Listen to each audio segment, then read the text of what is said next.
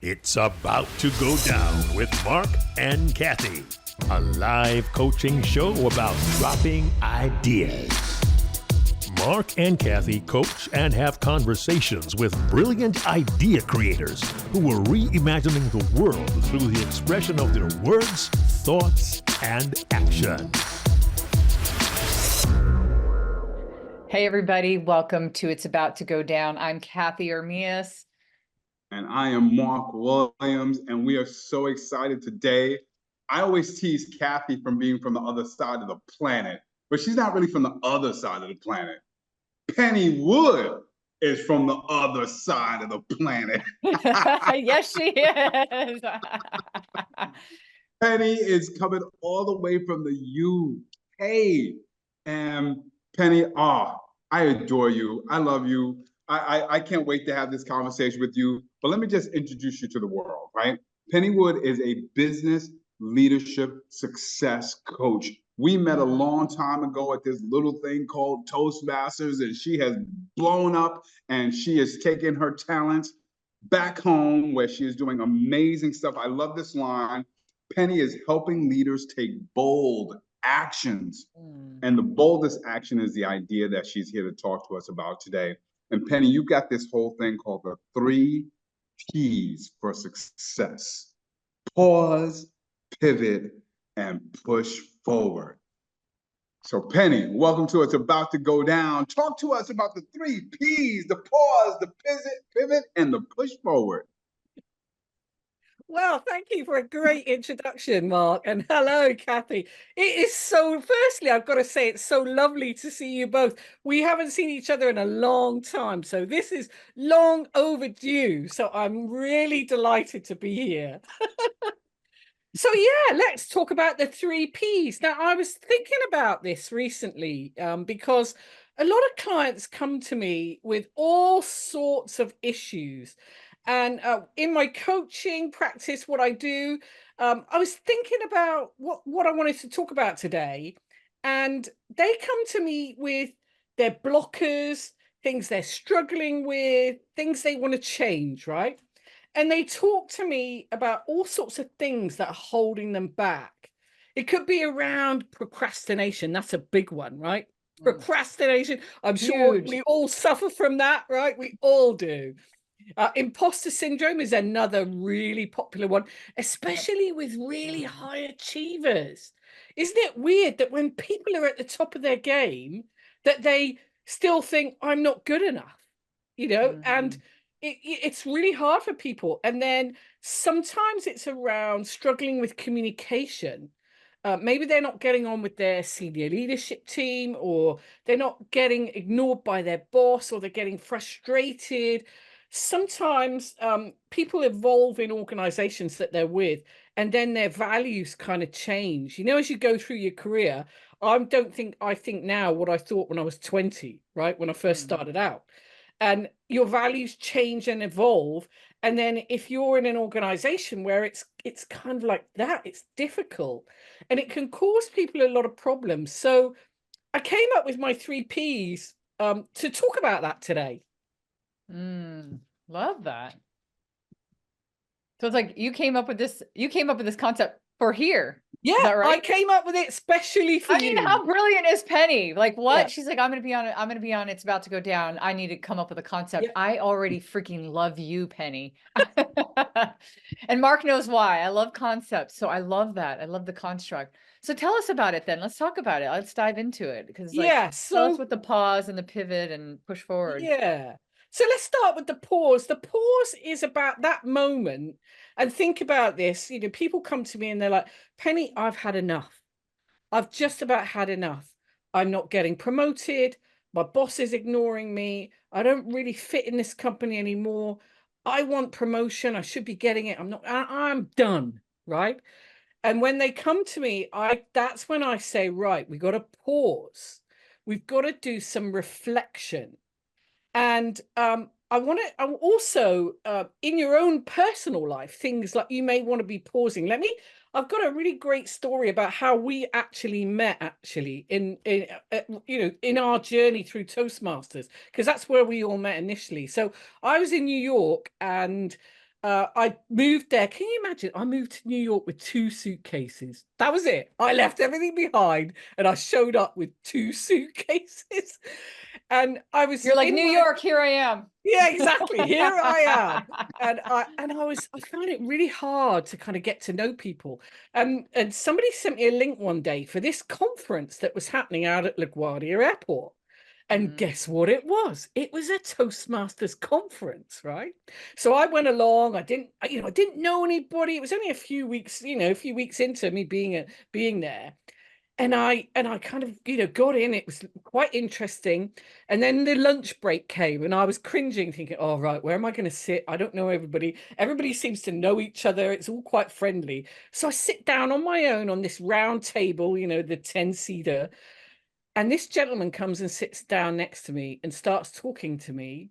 And he was so pleasant. And he just introduced me, very welcoming, talked to me about his Toastmasters club, invited me to come along. And that gentleman was somebody that I think you both know. That gentleman was called Jim Decker. And he was from Talk of the Towers, the ex-Twin Towers Toastmasters Club. And he was so generous and so lovely that I went along to the club. And that conversation with Jim completely changed the trajectory of my career, and it's why I'm here today. And it's like come full circle, if you think about it, that we are back here today. Now, that's what I want to talk about in the pause in life. Sometimes you have to take a pause and think, right, what's happening here? I was in New York. I didn't really know anyone. I wanted to make friends. I'm a social person. You know what I'm like. And how could I do it? How could I do that? I went along on my own, and that one conversation changed my life. Wow. You know what's so cool about that, Mark? Well, a couple things, Penny. That's where Mark and I met, by the way. This is major full circle, more than you know. Wow. Mark and I, because I originally was presenting on my Unbreakable Rules of Marketing during that conference, and that's where we met. So it's a major, like I was almost tearing up when you said that. I was like, oh my God, I've never had anybody else in the room with us that was there that day, all 3 of us. And so Mark and I met that day. But one of the things that I love from this, Penny, that you said and in the story, and Mark, you and I talk about this a lot, actually. There's moments in our life, there's things that have happened, and many times we don't know, like we can't really trace it back to a moment. We're just like, oh, this thing happened and now I'm doing this thing. But every once in a while, life gives us a gift and we go, I can trace it back to that very moment that I was sitting at a table by myself. I love that. I love that so much. I love, because you just talked about a story that is so powerful with the pause and be aware and slow life down for a second so you can, you don't get caught up in that moment, but you kind of understand everything. I love that. Anyway, that's what I wanted to say. Great. Yeah. And, I think I totally get that. And when I'm talking to people and we start unpacking what's going on for them and they start pausing, when I'm looking at their future and where they want to go to, what they're doing, for example, if they want to get that promotion and they've just been sick of it, I had one guy who couldn't get a pay rise. He hadn't got a pay rise for 5 years and he was just so fed up with it and he didn't know where to go. I got him reconnected to his job and he realized he didn't want to leave, because when he came to me, he was like, Penny, I've had enough. I'm going. I'm fed up with that, And it wasn't until I got him to reconnect with what he really wanted. He was doing really well. And he unpacked the fact that, when we went through it, we created a strategy together. And this relates to, things I'm going to talk about later, but eventually he, within 2 months after working with me, he literally went, put his strategy together, showed it to them, and he got a pay rise. And he got a very significant pay rise at that he said he could have never have done if he hadn't worked with me. So that's what I mean in terms of, I want people to think about pause and reflect and reconnect with what's going on with you. Why are you out at this point? What's going wrong? What's not working for you? and try and work out what it is that you really want. Because when you get some clarity of thought around that, that's when you can move forward. Does that make sense? You know, Penny, it does make sense. And it makes so much sense that it makes me wonder, why does that not just come so natural to people? Like, what's the block that gets in the way of reflection? And how do we get past that block? Well, I think the thing is, Mark, we're all running at 150 miles an hour these days. Our resources from ourselves and our brains are going everywhere. Social media, do get this report done. Oh, make that video. Oh, do this. Hundreds of it. Oh, so-and-so needs that by next week. You know, everything is so fast. And also with the way the world economy is right now, things flip in a moment. And people have to flip with it. And if you're somebody who is quite measured and quite settled and you want to take your time, you're not somebody who wants big change. You know, me, I'm looking for change all the time, so I kind of love it. But if you're not that person, you need to process it, and it's a lot harder for you to kind of say to yourself, well, I am going to push forward. And a lot of people just give up, you know, Mark. And so when they come to me, it's at their point. They're at that tipping point, and I literally pull them back and I say, right, we are going to do this. I had a lady in Australia who was literally she was going to give up working in the tech industry, and she was saying, I don't know how to move forward. We worked through it, and I got her to really reignite what she wanted to do. I've got this kind of exercise where I say to people, imagine yourself in that point of success and you've achieved that thing that you want to achieve, right? I get them to think about, sometimes they write it down or they just say it out loud. I say things like, where are you? What are you doing? Who's with you? What does it feel like being inside that success? So what I'm doing is I'm getting them to step into their future in the present, so they can see what success looks like. Because I think that's the answer to your question, Mark. You know, the busyness goes. And do you see how I just brought my tone down? I calmed it right down, brought it right down, so that you have the space to be able to think. Does that help? That does. I actually, the genius of what you said and the way you said it, I actually did feel a sense of calm as you were asking those 4 questions. And of course I was thinking, ooh, when can I fit it into my schedule to ask myself those questions? That's why people come to me, Mark. Not this week. We're too busy. Because you know what the funny thing about that is, you've got to really want it as well. Whatever it is, you've got to really want to make that shift so that you can change that idea into a reality. You've got to believe that you can do it as well. And how many of us sit there on our own going, oh, I can't do that. I'll never do that. Oh, you know, and that inner voice gets inside you, you know, and it's there. And my job is to get rid of all the noise, get rid of all that, to get you to just really concentrate on it. Because then when you believe it's achievable, you can drive it forward. You know, it kind of reminds me of a long time ago, before I had ever meditated, there was somebody that I was friends with, and he was very much into meditation and did long silent meditation retreats. And in my mind, as a busy person and a social person, Penny, right? Like you and I was like, why would you ever want to stop and be quiet and meditate? And in my mind, I was like, why would you do that? It doesn't make any sense to me. But then he said something to me that I think you achieved by what you said anyway. He goes, meditation is kind of like stepping into a riverbed. And if you're walking through some shallow waters, and as soon as you start walking through, all the mud is moving. So everything is murky and it starts to become very cloudy. Meditation is walking into the river and then stopping and letting all the mud settle, let everything settle down so that you can clearly see all around you. And I was like, that was the metaphor I needed. I understood immediately. And I feel like it's kind of what you're saying is like, it's hard to see anything when we're going 150 miles an hour through the riverbed and we're making all of our waters really murky.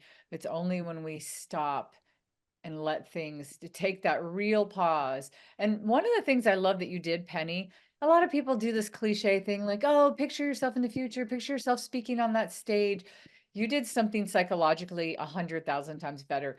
You were like, I want to bring in the characters, the people, what's going on there. That makes it real. That makes our brain go, oh, I have to really think about that. So I love that. I love this pause. I even feel, I don't know about you, Mark, but I even feel like I feel like I've paused in this moment. I just feel like she slowed it down. And I was gonna agree with you, because the way the types of questions that you asked didn't get me to think about that moment of success, and I'm working towards it. It got me thinking about the moment after, when I can enjoy it. oh, Nice. I love that, That's Mark. what was so powerful about it, because Yeah. I think we're always on the run. So we're always thinking about that success moment, but we're not thinking about the relaxed moment. We're not pausing to think about the pause. Because we're going to drive right by that exit, right? And then, and then it's going to be gone if it's only that one little moment. I love that. Or we keep moving. It's like, but that's not good enough. We got to keep doing more. We never pause. So I love the pause to get us to think about the pause. That's great, Mark. I'm glad that both of you really got that, because it's, you know, you can imagine when you're in a one-to-one session, it's very private. You can really dig deep with that. And I've had people have amazing affirmations. I've got a gentleman at the moment. He has a big goal, and it's to speak in front of 10,000 people with a very famous business leader. And we are working towards his goal. And he has, you know, he's done certain things. He's out there now and he's going up levels. You know, he's starting at 50 people, 200 people. He's moving up in terms of the amount of people he's talking with. And he's going to reach that goal. But I got him, when we first started working together, I got him to be on that stage with that individual, with those 10,000 people. And I got him to experience it before it's even happened. And that's what was so powerful. Yeah. That's Could even awesome. be a powerful thing too. I was thinking there's a lot of value in this, Penny, is sometimes we make up goals or things that we think that we want. And unfortunately, because we didn't really put a lot of thought into it, it's when it comes, it doesn't feel very important. Like I could see for myself, I've spoken in front of large groups of people, never quite 10,000, but thousands. And like for me, not for this guy, because I like everybody has their own goals. But for me, it was like I could see myself doing a goal like that when I was earlier on in my speaking career. But then when I got there, I'd be like, well, what was the difference between, you know? And so I think one of the things that you're achieving when you get people to get in that moment is do they really even want it? Like, what is the thing that they want from over there? Right? Like, because then when you put me in the room with who would have to be with me, you know, my friend Marc Williams is going to be with me if I'm on a stage talking to 10,000 people for sure. Right. So I'm already envisioning what's going on, and probably Penny Wood will be there I'll as be well. behind there with you, Penny's working going with to be you. there too. Yeah. Right. And so when I start envisioning the people, then I'm thinking, well, how did they fit in? Is this what they wanted to do? Is how, you know, like you really, it's really brilliant. It's simplistically brilliant because it really makes you think about what you really want too. And Mark, I love what you said about what would you do right after? Because you made me think immediately, like you would be thinking about, oh my God, I'm enjoying this moment with my family. And it means so much for me to be with my family. And what do they think about that? Do they even care? Like what is it? Is it like, and so you really start thinking about it from a very holistic view, and the pause is brilliant. Love it. Love it. Oh, well, thank you. It is a really useful tool that I've used for quite a long time, and people really, because it really gets them connected to what they want to achieve, and that leads me quite nicely on to the next one, which is the pivot, right? And the pivot, this is when people don't see what's coming next. So let me give you, a classic story of COVID, right? So I'm here in my little box. Nothing's going on. I'm not traveling. I've been traveling all around the world. Didn't know what city I was in half the time. Philippines, India, all over the place. And then suddenly I'm in this little box. And what am I going to do with myself? And I think, right, so I could either give up and this could all be over, or I could do something useful. So I got on the phone. I spoke to my great friend, Debbie, who is a fellow coach. And we were in the middle of our studying for our coaching qualification, which is a master's level. So it's quite difficult. They give you 3 years to do it. And if you don't complete it in the 3 years, you've got to do the whole thing again, right? So you have to get on and do it. We were in 2 years into it, and we had the theory, which was the hardest part left to do. So I was sitting home one day and I rang her up and I said, come on, Debbie. Right, look, we've got an opportunity here. We don't know what is happening. March 2020, COVID, nobody knew what was going on. I said, we've got an opportunity to really knuckle this down.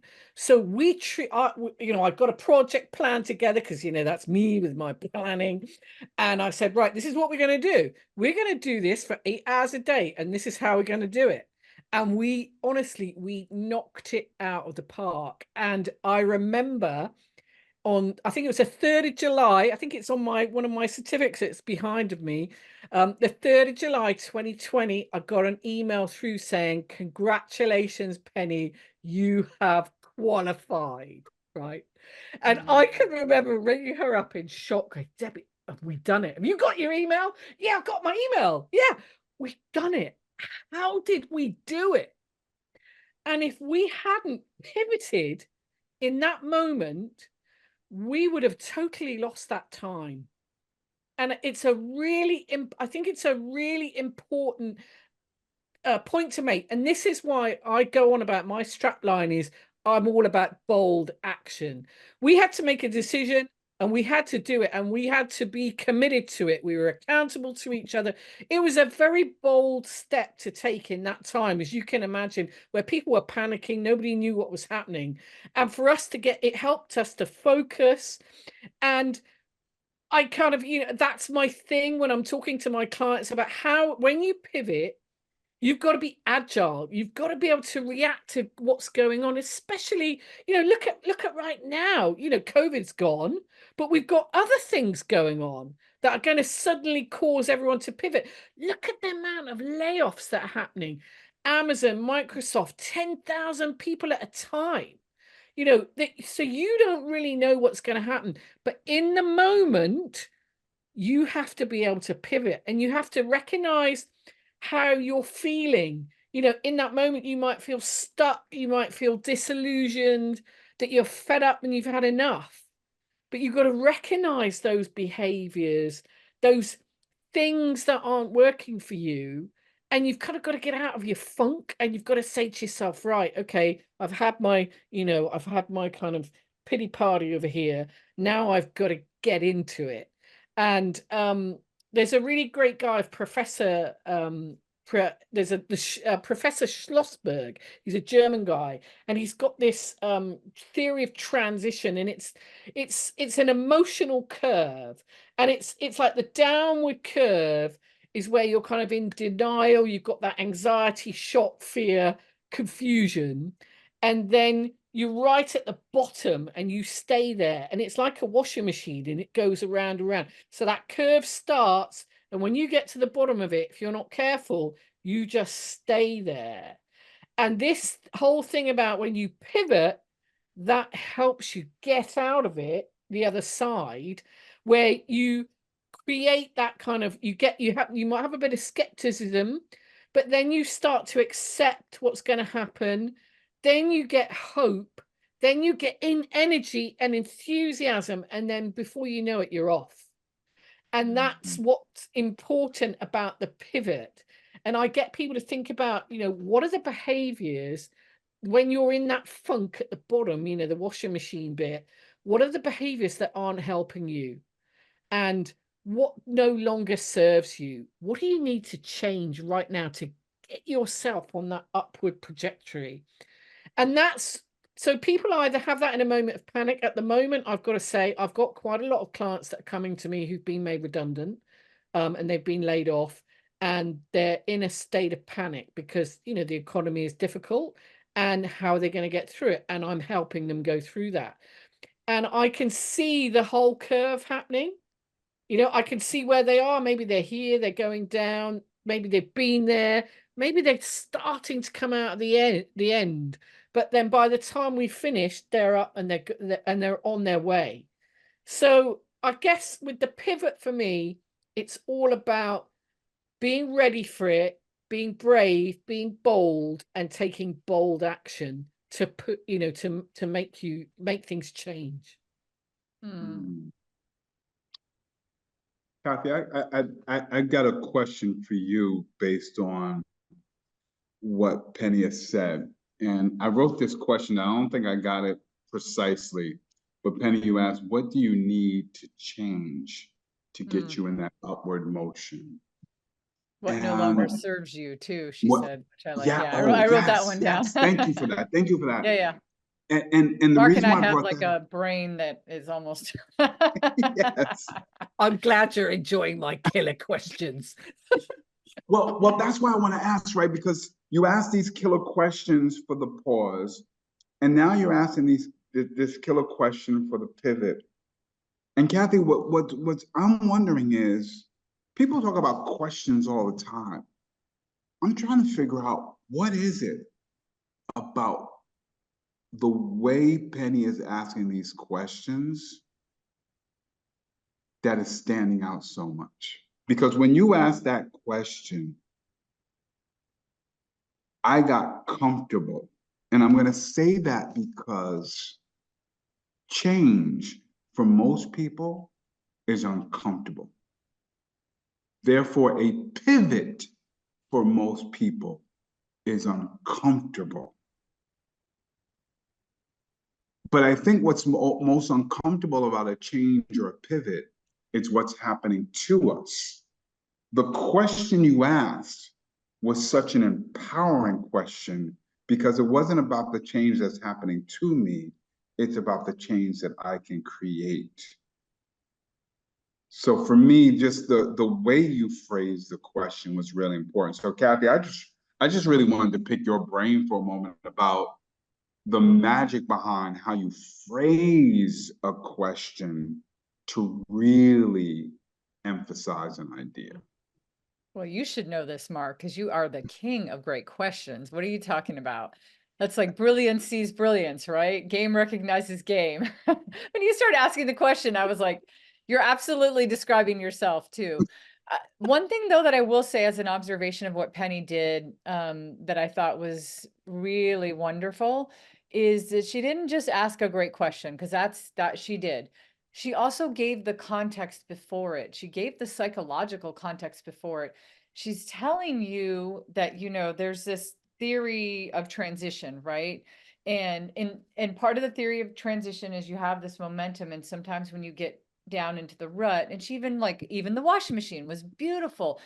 I can hear her talking to a client and telling this client that just got laid off, you're just in the washing machine right now. We got to get you out of the washing machine. Like the pivot is like opening the washing machine door and like ejecting yourself out so that you can make it your way back up the other side of this mountain that seems to be so big. And so I don't think it's just the question alone. People ask questions a lot. In fact, you know who bugs me more than anybody? Not anybody in particular, but people that ask too many questions. They'll bombard you with a bunch of questions. And you're like, no, this is too much. But you set up the right context, Penny, and then ask the right questions. And that's what I think ultimately got you, Mark. Love it. Love it. And that's the thing, you know, when I think the thing with the skill with coaching, a lot of people don't really appreciate is a lot of my job. I do quite a bit of preparation before a session because my listening skills have to turn up, and they have to turn up to a high frequency. And there are certain things that I do to get myself in that position. Because you got to remember, I'm coaching every day, all day long. And, you know, sometimes you have good days, sometimes you have bad days. You cannot walk into a session if you're having a bad day. So what do? There are things that I do. I'll give you one of them, which is a kind of fun one, which I'm sure we all do this. This was shared to me actually with the lovely Ed Blunt. Do you remember Ed Blunt from Toastmasters? He's a great speaker actually. And he said to me that before he goes out to speak, he turns on a really strong, powerful song, right? So I'll tell you, my song for the moment is Bruno Mars' Finesse. And I have that on loop on YouTube. And before I'm in a session, on it goes, and I might be dancing around and I'm getting, you know, and that's part of my preparation. You know, it's something I share with people, especially when they're going to speak. I tell them, you know, to get rid of that energy, get a really powerful song. Eye of the Tiger is a great song, right? Yes, that's really my song. Great song, right? Yeah, you know, to make you feel powerful, get that power stance before you speak. All that kind of, so in the questioning and the listening is very, very hard. You know, at the end of a session, I'm quite exhausted in terms of a mental capacity because I'm literally doing that on such a high frequency so that I ask the appropriate right question. Because if I get that right question, I'm telling you, that person can literally go off on a trajectory. And you know what's even great about that, Penny, is that when you were doing this, I was like, oh God, Mark and I know that we coach a ton of people. We know at the end of the day, you're like, oh, and people ask you like, you're not doing anything physical. You're like, yeah, try to use your brain that much. Try to listen and absorb everything people are saying, you know, for 8 hours straight. You'll see. But one thing that I think that you probably do really well, Penny, is when you're doing your like little dial it up to listen, you yourself are able to pivot based on what you hear. And that even takes more energy, but you put yourself in a position where you're like, I'm prepared. I already did the prep work. I'm not walking into this session not being prepared. I have a baseline of being prepared. But I think of the analogy of like sports. Like I've been playing really competitive pickleball. You can't account for what the other person's going to do. You have to pivot immediately. And even with your own clients, Penny. So not only are you teaching it, but even with your own clients, you could walk in and be like, oh, this person has been feeling down. They lost their job. They got laid off. And then they come in and they're like, I'm fired up. I want to start a business. And you're like, oh, all right, pivot. Exactly. So I just love the thinking about you doing that as well. Oh, thank you. And also, you know, I think it's a really good thing in life, actually, in that, you know, in those moments where you find yourself in that kind of funk and you're, if you just take that moment and you make a pivot, even in your decision, it can change your outcome. Yeah. And that's it, just in a tiny decision in the day. You know, there's a lot of work I do with mindfulness, and that is one of the things that you can do where you have a choice in the moment to go that way or go that way, and it's and which way you're going to go. You can choose to go backwards or forwards. And I think when people start to use that as a muscle, so it's a muscle of choice, then they start that helps to build that momentum, which is the push forward, which is how am I, so okay, I kind of know what's happening. How am I now going to build that momentum? How am I going to move forward? How am I going to do it? That's what a lot of that does. And Professor Stephen Peters, I don't know if you've heard of him, he created the convention of the inner chimp. and the chimp paradox. It's an amazing concept. He coached a lot of British cycling Olympic teams before they were about to perform. And he talks about when a thought comes into your head, it comes into the front part of your brain, right? And you have like a computer at the back of your brain, which is your kind of thoughts and your values and where everything gets processed. But between the front and the back, there's this inner chimp, which is in the middle, which is the emotional part of your brain. And that's that inner voice that's talking to you. And if you let it, the chimp will take over, and those negative thoughts, he'll put the negative thought into your brain, which is what comes out of your mouth. But if you make that choice in the moment to choose differently, and no, you are not going to win today. You might win tomorrow, but you're not going to win today. I am going to go this direction. So then that goes into the computer, and that's what comes out of your mouth. And it's a really powerful technique for people to use. And I use it a lot when I'm working with people, and they say, gosh, yeah, I'm trying. And it's like going to the gym, sometimes it works, sometimes it doesn't. But if you develop it as a habit, it can be incredibly powerful.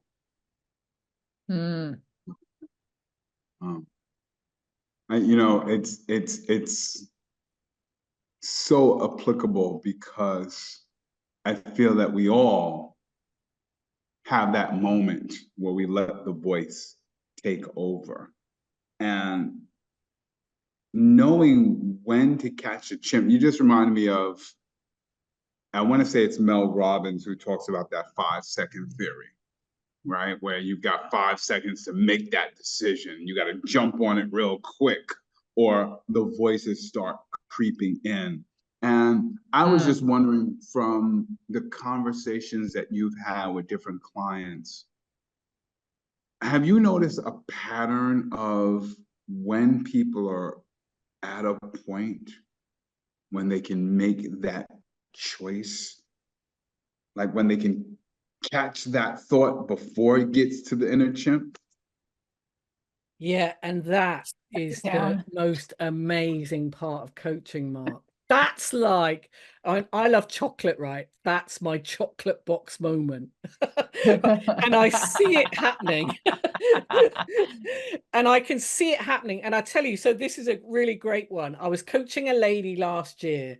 And, when you coach virtually, you can't see what someone's doing, because normally face to face, you can, they're in front of you, you can see their writing. So I asked her the killer question, and she just went silent. And one of the things I explain to people in coaching conversations is, it's not like this. It's not back and forward. If I ask you a question and you need to think about it, you take as long as you want. And it's my job to judge when I come back in. Now, this lady, I asked the killer question. She looked down and she was like this for 15 minutes. Wow. She must have had a nice long text going back and forth with somebody, huh? Well, I'm telling you, it was an amazing experience, because I'd never experienced that in my life before. And it was absolutely fascinating. And what I was talking about, how you've got to hold the space as a coach.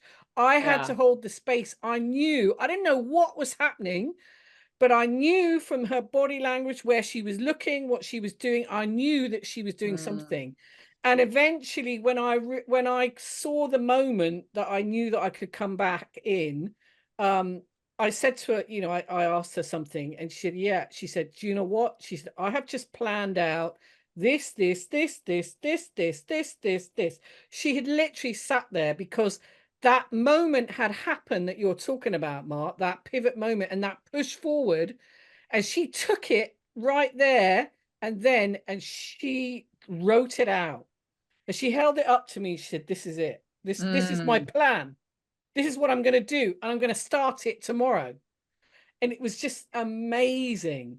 Wow. And, it was a big test for me, because that is a long time, right? And it's never happened again. But you know, I do have long pauses, but that was a record for me. That's a long pause. We tell people That's to a pause real. in speaking. We've never told anybody to pause for 15 minutes. Yeah. I mean, I'm not sure it was 15 minutes on the spot, but you know, it was, I No, know I that we get I was it. very Yeah. A long aware it time. was that length of time, because I was looking at my clock thinking, hang on, this session is going to finish soon. So, you You're know, like, is this frozen? Is this working? Like, is is she frozen? yeah. So it's very powerful, and it really helps, you know, for that that final push forward that people need, and that's what they get. And then when they leave, you know, I always say, you know, people leave my sessions and they are ready to go. And some people do things, you know, the minute they're like, right, I'm making that phone call right now, and they literally do it, and then they'll email me back, oh my God, this just happened, that just happened. And then, you know, there's this fire and excitement in people as they you know, they push through the barrier that they've created for themselves, and they kind of smash it, and it's just amazing. And then they start getting these results, and the results, you know, I mean, yeah, skyrocketing things that have happened to people. Mm. Penny, can I ask you, because this has been on my mind. You know, Cathey and I had a conversation recently with someone where we were talking about how important the order, or how impactful the order of things can be. And I'm just curious, pause, pivot, push forward. What's the rationale behind that order? Now that is a killer question. Mark's like, I got a killer question. Yeah.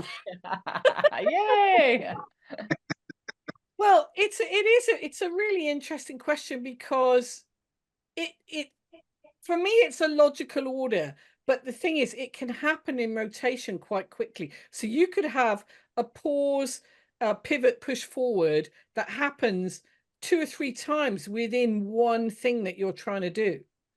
And I think that if you try, because sometimes if you did push forward first, if you know, you came onto a call with me and you were like, Penny, la la la la la, okay, right, what are you going to be doing about it? You probably sit there and go, oh, I don't know, you're going to tell me what to do. And the job of a coach, we don't tell people what to do, we help them discover the way themselves. And that's the skill.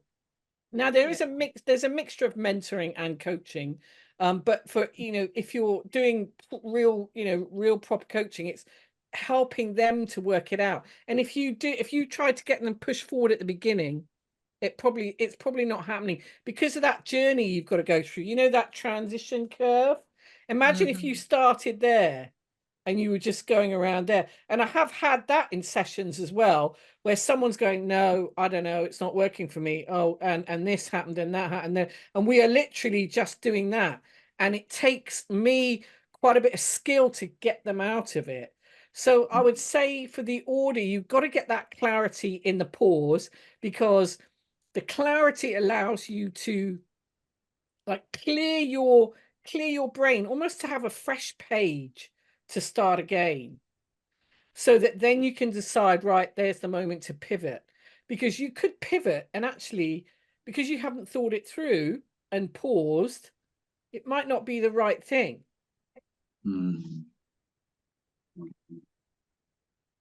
I also thought of it. I also thought of it as, when you were saying that, Penny, of a rotation too, you might have already done, I feel like it's almost a loop sometimes, probably.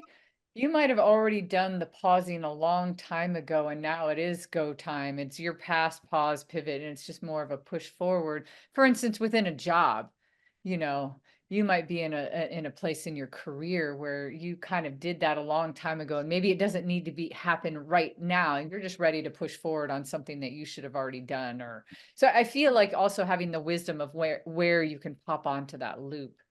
But I do hear what you're saying too, about like, you can't just show up here and be like, all right, we're gonna push forward.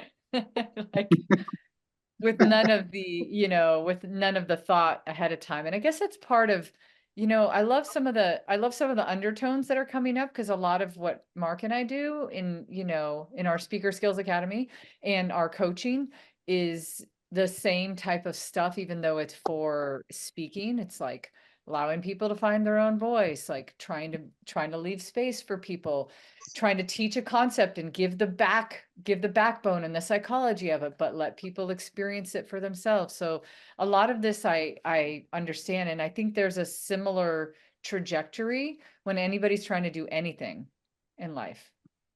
Like those 3 P's are really good for speaking too, for anything. It's good. So the push Great. forward. All right, tell us about the push forward. Let's go. Yeah. So the push forward is that's the time when you know, it's the aha moment of, right, I need to get some momentum going. And that's when I kind of get people to start strategizing and start looking at options. And often I'll get them to put this thing, this whatever this goal is, in the middle of a page, a blank page, and then I'll get them to start almost making a spider diagram. It's or a mind map of, right, what do I need to do?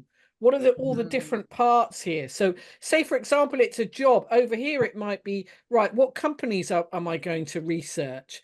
Who do I know? So that might be companies. Over here, it might be people. Who's in my network? Who do I know that works at these places that I want to, these kind of organizations? And is there a mentor? So there might be a mentor over here. Is there a skill over here? You might have qualifications. Well, actually, I need to finish that qualification.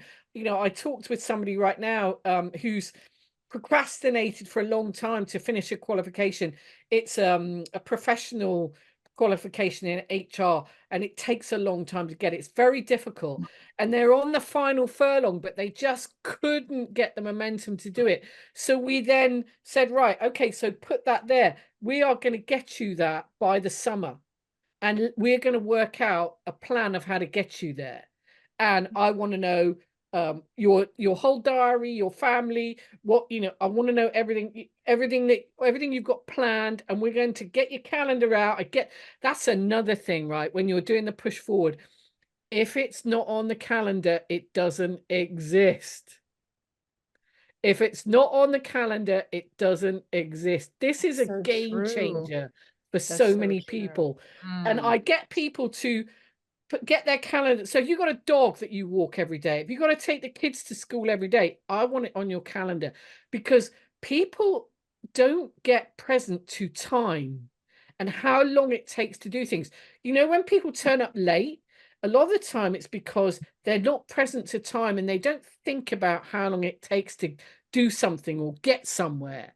So when you start time blocking with everything that you need to do, you know, for your day, it might be going to the gym, going to the doctor's, dentist appointment, hairdressers, whatever it is, around everything you've got to do in your work day, you'll be amazed how much time you got. Another thing I get people to do is, before meetings, I get them to do a half-hour prep slot, and then a follow-up slot afterwards. I have that with every coaching session, half-hour prep and then a half-hour follow-up. What that does is it gives you control over your calendar. Now, people will obviously jump in and put stuff in, right? But it gives you control so that when people are looking at your calendar, they just know that you're either in a meeting or you're doing something. And what that does, it extends the amount of time you've got to do a particular task. So then you actually deliver it within that time scale. And then you start performing because you're delivering on your goals. Doesn't matter how small they are for the day. But you start doing that over weeks and months, and you'll see the trajectory of your performance increase. It's such a simple thing, but I'm telling you, it's really powerful. And when I get people in the discipline of doing it, especially the procrastinators who want to put something off, I'm like, no, you're going to plan. And I also get them to do the thing they really don't want to do and the thing that's going to be the hardest. So if it's like for you guys, if it could be write a presentation and you're like, oh, I'm going to put that to Friday afternoon when I feel at my worst, you know, it's the end of the week, and I know I'll just do it. I can just no. I want to find out. I do another exercise with people is where I find out where they're at their highest level of energy in the day. And there's a series of exercises that I do. And what I do is I would say to you, Mark, I would say, right, that presentation that you're preparing, let's move it from Friday afternoon to Tuesday at 11 o'clock, because that's when you feel at your most productive, right? And then what happens is, because your energy levels are high, everything works faster, quicker, smarter.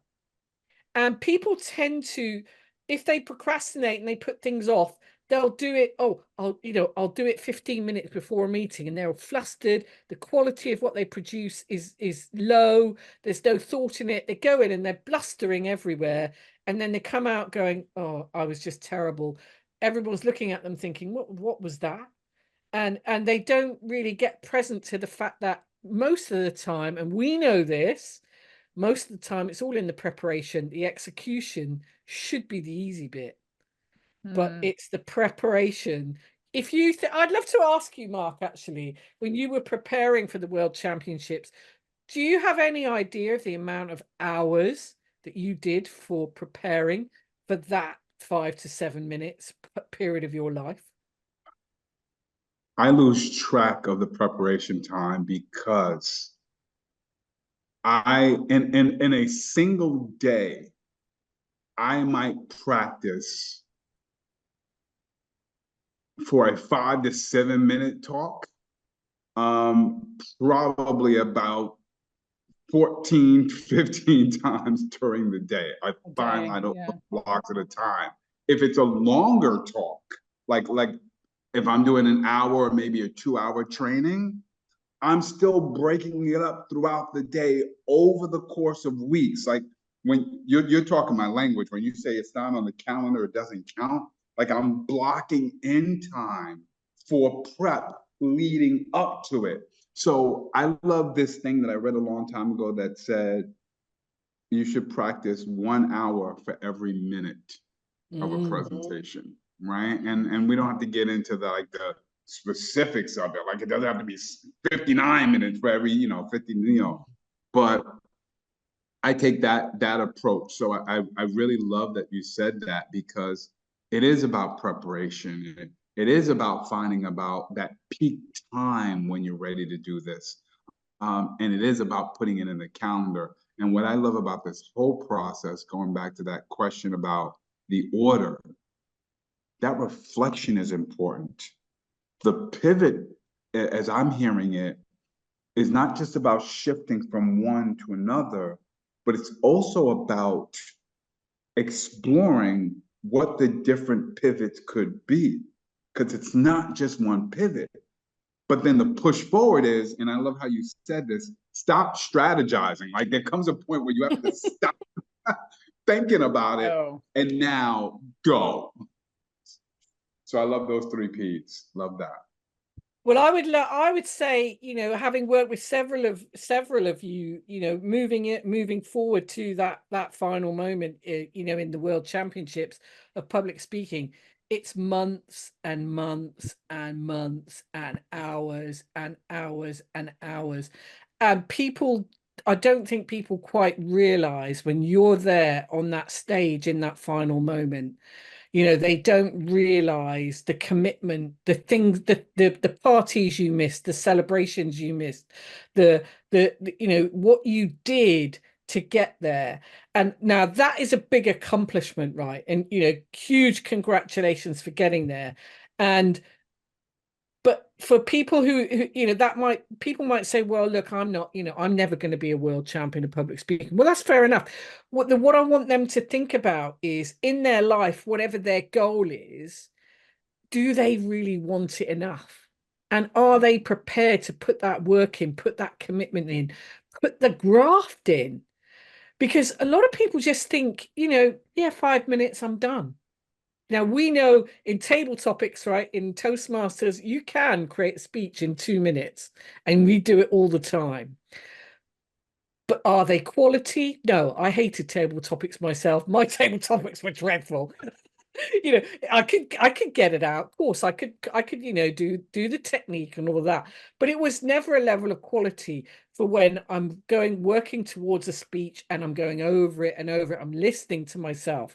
I'm hearing the inflection. I'm thinking about, does that idea work? All the things that you guys talk about, right? And I think that people, so yes, you've got to push forward, but then you've got to change your behavior as well. And that's the commitment behavior. You know, the commitment behavior. You know, we all, the one. I don't want to be committed. Oh no. But I want you to kind of fall in love with commitment, right? Because Yeah. when you get that commitment, it just gets easier, and it's so difficult to explain it. I can't tell you, when I started, and I got a lot of this training when I was in New York, you know, about changing my behavior, changing my discipline, getting it on the calendar, making things longer. So then I started to have time, and then I started delivering on time, and then I started working faster, smarter, and then you know, things just exploded. And trying to get that across to people, and how powerful it is if you master it. And it takes time, right? This does not happen overnight. You're not going to, it's like, you know, when you go to the gym and you think, oh, all right, I'll go this week. Yeah, I'll go a couple of times. And then it's like, oh, it's too much. I'm just going to forget it. Now, this is an everyday occurrence. And throughout the day, you're shuffling things around as well. So it takes some commitment. But if you push forward, you really want to go for it, you'll get there. And that's the barriers that are stopping you. And once you push forward, you know, when I see it on people's faces, or, you know, I get these emails. I've got this feel good folder in my email box, and when I get these emails through, they go straight into the feel good folder, because they are, you know, Penny, I did this. Penny, I did that.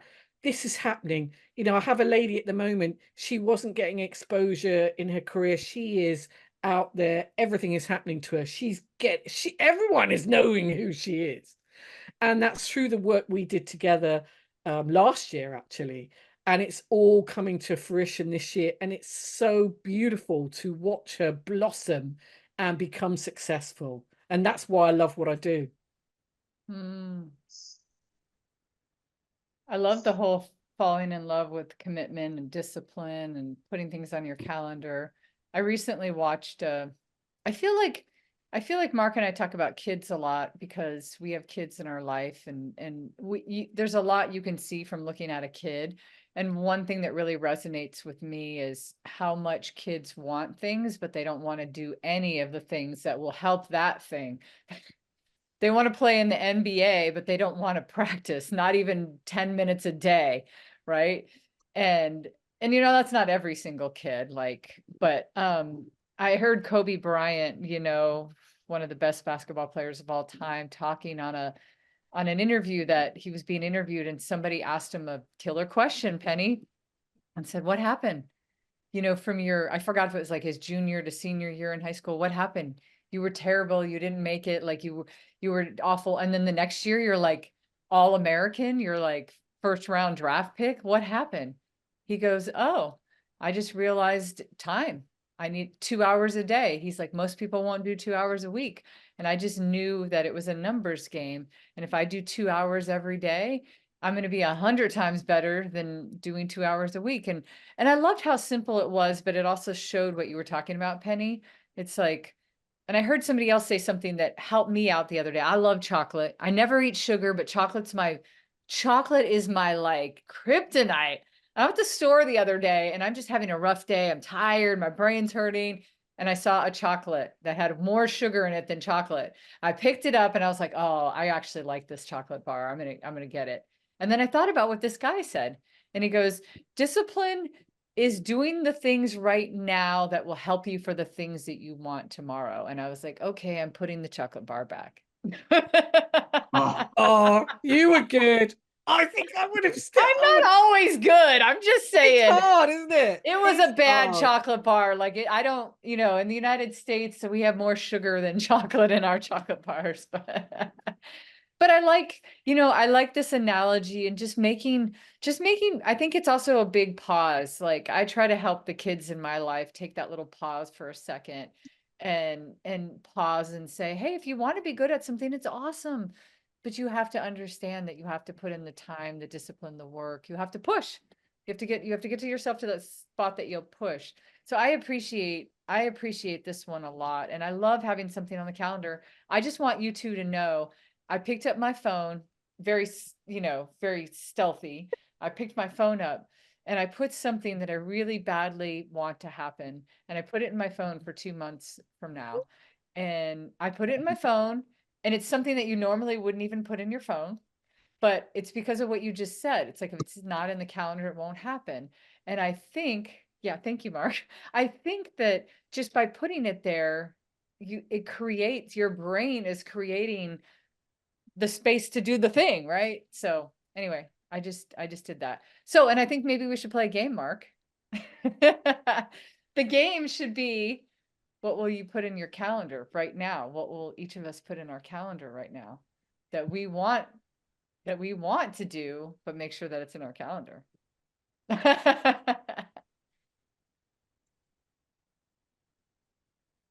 I am going to put in, because I had to pivot after a recent conversation that you and I had, Cathey, about the concept of the anniversary. Oh yeah. And I had scheduled it, but I had to pivot and change my plan. So I am going to put into my calendar a new date for my anniversary. Awesome. Penny, really quick, this was from another episode, actually with my husband, my beautiful, awesome husband. He had this idea of having a day that's just for you, and it's called the anniversary. And so you pick a day, not the anniversary, but the I anniversary. love that. Yeah, it's so great, right? Oh, I'm going to do that. You should. Okay, good. Now we got, all right. I want to do the anniversary. Yep, we've done it in the past. It's so nice. You just do everything for yourself. You pick a day that you do whatever you want to do for you. Yeah, mine's July 7th. No, I put it June 17th, I think. Yeah, I have mine in my calendar as well. I'm also going to put, the other thing is kind of personal, but the other thing, July 7th. I have mine in the calendar. July 7th is my anniversary. The one I'll say out loud is this. I always, Penny, I hate writing. I like speaking, don't like writing.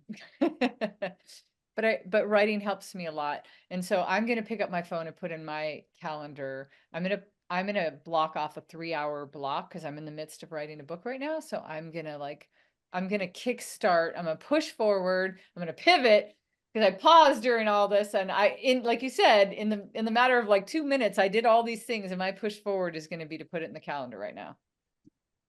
Great. That's great, because once you do that, it becomes real. And people don't realize, when I say to them, it's a bit like when they say, right, I really want to work with you and I'm going to do it now. And it's like, right, I say to them, right, from the second we finish this conversation, things are going to start changing for you, because you've put that intention out there.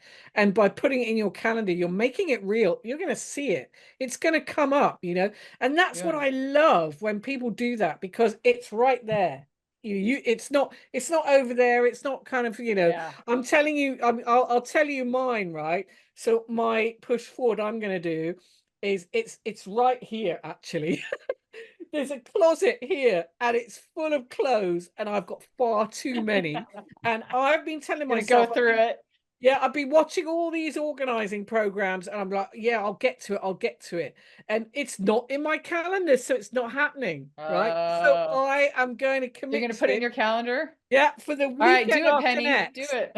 Yeah, the weekend after next, and I am going to get rid of all that stuff I don't need. Oh, I love it. We've helped each other today. Yes, we did. Yes, we did. Which, probably leads me to this. Like, I've enjoyed this conversation so much, Penny. You are such a bright, cheerful, intelligent, caring, empathetic person. I've enjoyed everything that you've said. Everything. I've picked up so many great nuggets. Things that maybe I already knew, but you put a better polish on it, and now I feel it. Like it's Really, really good. A lot of my thinking has changed, especially like on the pausing. Like I don't do enough pausing in my life. I do go, go, go and push, push, push a lot, and I don't do enough pausing. So you helped me out a lot. Marc, I'd love for you to share, you know, some of the things you're taking away. And then Penny, I would love to hear what you've taken away from our conversation today. I relate with you, Cathey.